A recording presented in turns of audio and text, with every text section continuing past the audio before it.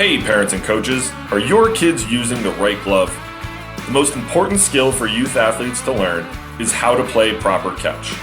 The problem is, most youth gloves are made with bad leather and are too big for small hands. They actually make it harder to play catch. That's why former Major League Baseball shortstop Kevin Smith created Cali gloves. Cali gloves are crafted from 100% Japanese kip leather and are the perfect size for kids. All Cali gloves come with palm slits, finger loops, and elastic wrist lacing that encourage proper hand placement, the right closing patterns, and give kids more confidence to go make plays. Cali gloves even allow parents to break in the glove without stretching out the fit. It's the glove Kevin wishes he had growing up, and the glove all his teammates want for their kids. Visit caligloves.com to learn more and help your kids play better catch. That's Cali Gloves, K-A-L-I gloves.com. Welcome to this week's edition of In the Clubhouse with EMD Baseball. I'm Andy Kirikides, joined by my wonderful co-host, Mr. Keith Glasser. How are we doing, sir? Great. How are you? Love that blue on you. Yeah. We got your stuff. We got our new EMD gear, not for sale to the public at the moment, but maybe one day. But we are here to talk about another potential change. I think there is a lot of things that need to get sorted. But there was a recent statement by MLB making a proposal that would make some pretty significant changes to the draft process. I'll cover kind of the high level here, and then I'll kick it over to you for some initial thoughts. But essentially what Major League Baseball and the owners have proposed, which will be a part of the collective bargaining negotiations coming up after this season, is that the MLB would further reduce the number of rounds in the MLB draft. For those of you who've listened to us before, prior to a couple of years ago, the draft was 40 rounds. It has since been cut back to 20. Major League Baseball is proposing another cut to the size of the draft from 20 to 12 rounds, which would essentially eliminate about 240 picks. In addition to that, probably the most noteworthy thing from a recruiting perspective would be that this would no longer allow high school players to enter the draft, although it's to be drafted, since they don't actually enter the draft like the NFL and the NBA require them to do. In addition, it wouldn't allow junior college players to be draft eligible after their, presumably most commonly their freshman year, but it essentially would have an age requirement for the draft, which would be 20, is what they've initially proposed here. In addition to that, right now the current system is like a pool-based monetary system where each team is essentially assigned a value that they're allowed to distribute across their draft before they get penalized, which is dictated by the slot recommendations that are proposed by Major League Baseball for each pick of the draft. Some of your picks allows you your total pool bonus. But there is flexibility with how teams spend that money. They would implement a hard draft slot bonus for each pick, which would mean there really wouldn't be any negotiation there, which I think is a fairly substantial change. The estimation is that it would cut the cost for Major League Baseball and the owners by roughly 50%. In terms of the monetary spending for their draft bonuses. So there's certainly a long way to go with whether this is going to be implemented, but certainly a hot topic of late. And I do think there's some impacts to college baseball and potentially some impacts to recruiting. So we're going to take a couple minutes to talk about that. What are your initial thoughts here, Coach? Sure. I don't know. I'm split on this, right? Like I don't think that it's the worst idea in the world, but I also think that baseball for years, really forever, has proven to this point that drafting high school kids does lead to success. So I don't love the idea. Do I think that this entire thing is going to be implemented? No, I don't. I feel like this is like negotiating 101. We're going to over ask on the first one, and then we're going to come back to the bargaining table. Because I think there's a lot of things at play. What are they going to do with internationals? Are they going to cap age limits at internationals? I think some of this is a reaction to the 5-for-5 that is likely going to be passed or will be passed at this point. Let's be honest. And saying like, okay, you're going to have 5 years, so you can get drafted. You're draft eligible after your sophomore year. I think they would move that model to everyone, right? Where I would imagine that junior college kids are going to be, have to go to junior college for 2 years, and then you're draft eligible after your sophomore year. And I think that takes away, it gives the opportunity for kids who are going to go to prep school and, reclass, back, and, you're going to go to college for 2 years. And I think it also allows kids who, under the current model, what's been that way forever, you got to go to school for 3 years. And there are plenty of guys who got drafted early, later in the rounds when we are at 20 and, when we were at 40 who, didn't sign, went to college and bet on themselves, and 3 years later were really good and, a top 5 round pick. That stuff will still happen, but I think it makes it a little bit of an easier pill to swallow, right? 2 years is 1 less than 3 for all the math majors out there. So, 2 years is a little bit easier to be like, I'm just going to bet on myself. And, instead of signing in the 12th, I'm going to go to college and hopefully become a second, third, fourth, first through fifth rounder, whatever it might be. The interesting thing is that they've also said that they're not going to dismantle or consolidate more of the minor league system, which means that all the spots are, still there theoretically. So how they fill that with just all college guys, that I think is interesting. I think the Players Association would probably have, something to say about more or less wasting money. It's probably a bad way to say this, but like signing guys that you legitimately are just signing to a rookie ball deal just to have people on a roster, when you could draft guys that you legitimately are invested in to try to get them, to the upper levels of minor league baseball and into the big leagues. So I it's interesting. I think that we can go down some serious rabbit holes and make this a long, but my knee-jerk reaction, I don't think it's the worst idea, but I think that baseball has proven that there's a support system and there is development for the high school age kid who ends up playing, who can get to the big leagues. And, you've seen them, right? Like top of our heads, we rattled off a bunch before we went on, but your Jeter and Trout and A-Rod and Correa and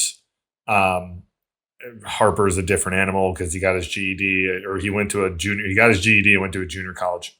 But there's a lot of those guys. And in recent memory, you have Jackson Holliday. He was a high school draft who made it to the big leagues when he was 19 years old. So like it's doable. Guys have proven and they've done it for a very long time. All the way back, I'm 99.9% sure Mickey Mantle was a high school draft. So like it's been going on forever. I don't love it, but I think that parts of this are going to be implemented, and I think that not drafting high school kids will probably be left on the table. But if they do, I think college baseball will probably be electric. You're going to have a bunch of guys in college for 2 years. They're going to be really good. If you're the parent of a high school baseball player with college aspirations, you already know the recruiting process can feel overwhelming. Endless showcases, nonstop emails, and big promises with very little clarity. That's why we recommend Diamond College Showcase Camps, the nation's premier academic baseball showcase. At Diamond College Showcases, every college coach in attendance is there with a purpose: to coach, instruct, evaluate, and recruit. Every player is seen, every player is engaged, and every family leaves with a clear understanding of where they truly stand. This is not a mass camp. College coaches run the drills, evaluate every athlete, and provide honest professional feedback that you can trust. Diamond College Showcase camps are built for serious student athletes who value both baseball and academics. If you're looking for transparency, clarity, and a recruiting experience that respects your time and your player's future, Diamond College Showcase is the place to be. To learn more, visit diamondcollegeshowcase.com. Yeah, right. Based off of last year's draft, if you were going to kind of slap the statistics over top of it, because I think it's important to kind of level set with like the type of volume that we see. It's about 80% of the draft is college guys, and college guys broadly under the umbrella of Division I, II, III, NAIA, and junior college. The other 20% are high school guys. So last year there were 615 picks. 126 of those guys were high school guys, which is right at that 20% mark. I believe it's like 20.6%. Of those 126, 96 signed. So 76% of the high school kids signed and went on to play pro ball. So, yeah, you're going to see somewhere between 100 and 130-ish guys roughly that could potentially end up on campus. Yeah, I mean, I think that's impactful for sure. To your point, some of these superstar high school guys, you might get to watch in the College World Series. I think it raises the level of play. I think it's mostly going to impact kind of 3 of the Power 4 conferences with a select group of schools outside of the Big 12, the SEC, and the ACC, where most of the high school guys who were drafted were likely going to be committed. But I think it raises the level of college baseball at the top, which I think we've talked about this before. If this were to go through and those high school guys end up on campus, there is a trickle-down effect. It's slightly smaller than, it's significantly smaller than I think the roster cuts with the amount of spots that were moved for Division I that trickle down. But it is an impact. I think the bigger impact would be cutting it down by 8 rounds, where 240 draft picks they don't exist anymore. And there's the free agent side of this where guys sign after the draft, and that'll still certainly will exist, to your point around filling out rosters and all that kind of good stuff. But I think that reduction, guys are retreating through the college system. There's fewer of them moving on. So I think you're going to see a talent influx at the high school level that will make it to college. But then I think you're going to see guys who previously would have been pro guys, especially if the 5-for-5 passes, which we anticipated will, you're going to see guys staying on campus because they're not going to get drafted. So I think the combination of these things would make it really interesting. But you brought up a really good point ahead of this, that this is kind of a teaser that gets thrown out, public discourse over it. I think the reality is that pieces of this puzzle will get put in play. And I agree with you that the high school guys will probably not be removed from the process, but I think you could still see the draft shortened. I think you could see the slots hardened up quite a bit, which could lead to more high school guys signing, because now your ability to draft a kid in the 10th round, and you cost saved in the 2nd, 3rd, and 4th because you drafted some college seniors and you're able to lowball them on the money. Like, you don't have the ability to kind of take that money and give it to a high school kid and make it worth his while.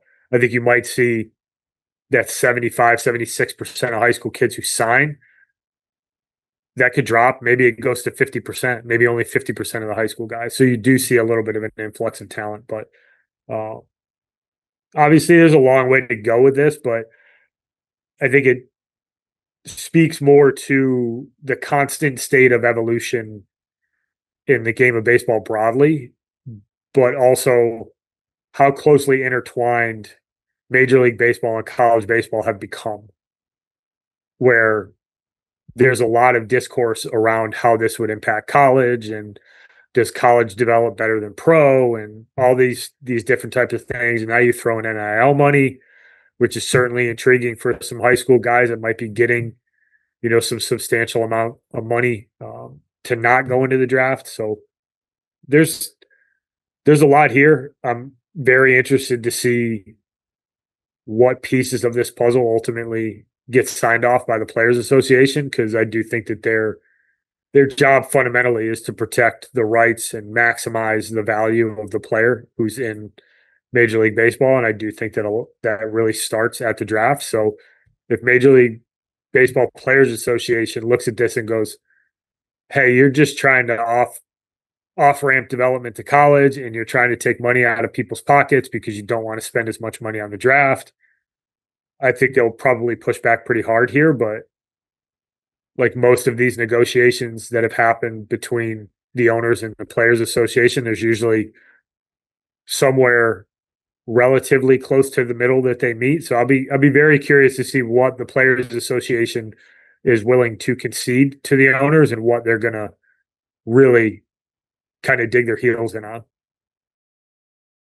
Parents, if you've ever felt overwhelmed trying to navigate youth sports, there's a new resource designed just for you, Team Match. Team Match is an online platform built to streamline how families find the right youth sports teams by location, sport, and skill level, all in one place. It also provides a safe, organized space for kids to share their accomplishments, stats, and highlights, while giving coaches and teams a clear way to connect with athletes who are the right fit. Less searching, less stress, more confidence in the process. Youth sports just got simpler for families. This is Team Match. Check it out today at teammatchsports.com.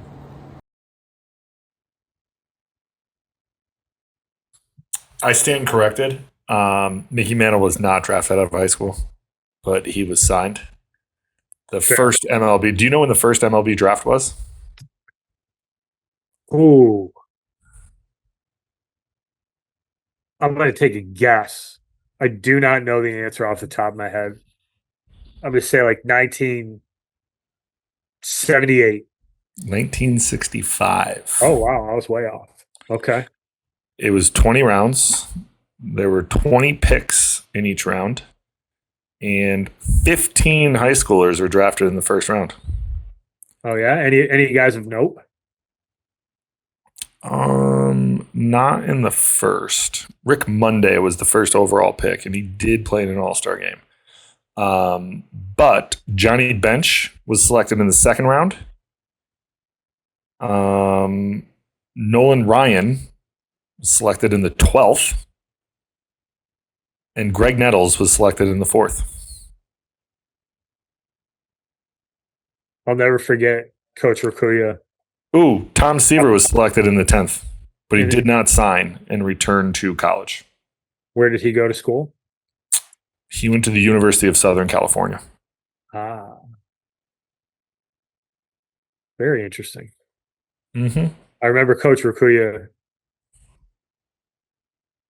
when we tried to bunt on when Pat Feeney, shout out Pat, tried to bunt on Ryan Zimmerman when we were at University of Virginia. And for those of you who don't know, Ryan Zimmerman was one of the first college guys, and I shouldn't say he's definitely one of the first, one of the more notable guys to get drafted out of college and was in the big leagues before the end of the season that he was drafted in.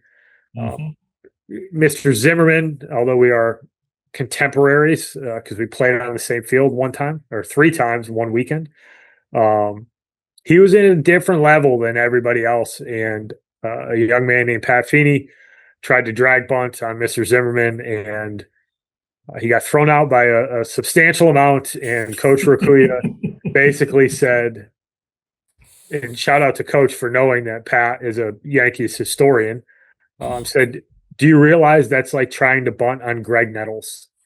And the point was taken by Mr. Feeney. And shout out Ryan Zimmerman. He hit an absolute scud missile home run off of George Heath. You're welcome, George. He did. That ball was absolutely launched. He was, I'm stating the obvious here, but he was very good at playing the game of baseball.